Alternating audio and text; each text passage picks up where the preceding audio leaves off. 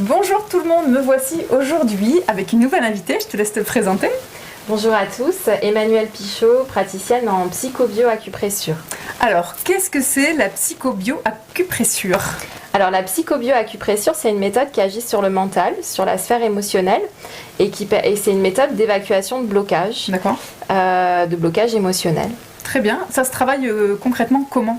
Alors en fait, la séance se déroule en 2 temps. Dans la première partie de la séance, on fait un rééquilibrage énergétique. Donc en fait, pour rééquilibrer les énergies, on va utiliser l'acupression. Donc l'acupression, en fait, on vient stimuler différents méridiens sur différentes parties du corps et ça vient créer des circuits d'énergie antidotes qui vont venir chasser les énergies qui sont perturbées. Donc ça permet à la personne en fait de se libérer, de se rééquilibrer au niveau énergétique et aussi de libérer des endorphines qui nous permet d'avoir accès à la deuxième partie de la séance qui est la libération des blocages émotionnels. Très intéressant. On peut venir te consulter pour un bébé, pour une personne n'importe quel âge en fait ? Oui, en fait je fais des séances. Alors la psychobio-acupressure, elle peut tout à fait s'appliquer aussi bien pour les bébés que pour les enfants, que pour les adolescents, les adultes. Et pas de contre-indication particulière non plus ?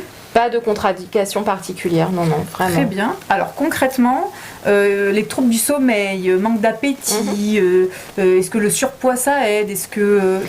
En fait, c'est une méthode qui agit vraiment sur un spectre très très large, vraiment tous les domaines dans lesquels le psychisme va avoir en fait une interaction. D'accord.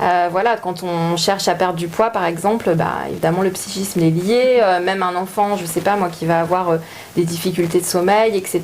Donc, si je me suis cassé la jambe, clairement je viens pas te voir. sauf si vraiment... si ça fait 3 fois que je me la pète au même endroit, peut-être que là quand même on va se dire Julie, il y a un souci. Mais... Sauf si on vit très mal la situation et qu'on est déprimé par rapport à l'événement. Générer. Très bien. D'accord. Combien de séances on peut faire en PBA ? C'est ce qu'on dit. Hein, Oui, en PBA, alors généralement c'est 3, 4, 5 séances. Qui sont, là moi je suis plus sur 3 à 4 séances d'ailleurs, qui sont espacées à peu près de 6 à 8 semaines chacune. Mais après on n'est pas obligé de suivre le protocole en fait de 3-4 séances, on peut très bien faire une séance et puis on voit au coup par coup en fait comment se sent la personne, etc. et si elle a envie de revenir en fonction de comment elle se sent. Et puis après les personnes, une fois qu'on a fait le premier protocole de base, donc de 3 à 4 séances, chez certains praticiens ça peut être 5, ça dépend un petit peu de vers quoi va amener la personne en fait, ça on peut pas le savoir à l'avance. Après la personne revient de temps en temps quand elle en ressent le besoin pour une séance. Ponctuelle pour un peu nettoyer ce qui bloque. Et en général quand les gens viennent te voir, ils partent.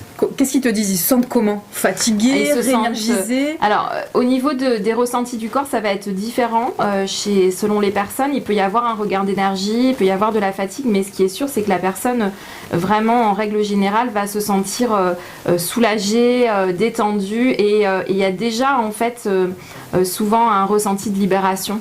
Même si il faut aussi expérimenter les choses dans le corps. C'est-à-dire que même si au niveau émotionnel et au niveau énergétique, les blocages sont bien partis. Après, il faut que les habitudes partent, les habitudes qui sont liées au blocage, les automatismes, et c'est pour ça aussi que les séances sont aussi espacées, parce qu'il faut le temps que la personne puisse expérimenter dans son corps, en fait, la libération des blocages, que la vie l'amène sur des événements particuliers, voir comment elle gère les choses et puis qu'elle puisse se conditionner de façon différente. D'accord, très bien. Je pense que j'ai posé toutes les questions que je voulais te poser. Merci Emmanuelle pour ces lumières. Merci à toi. Merci à vous de nous avoir regardés et écoutés. On vous dit à très vite. Merci à vous. Au revoir.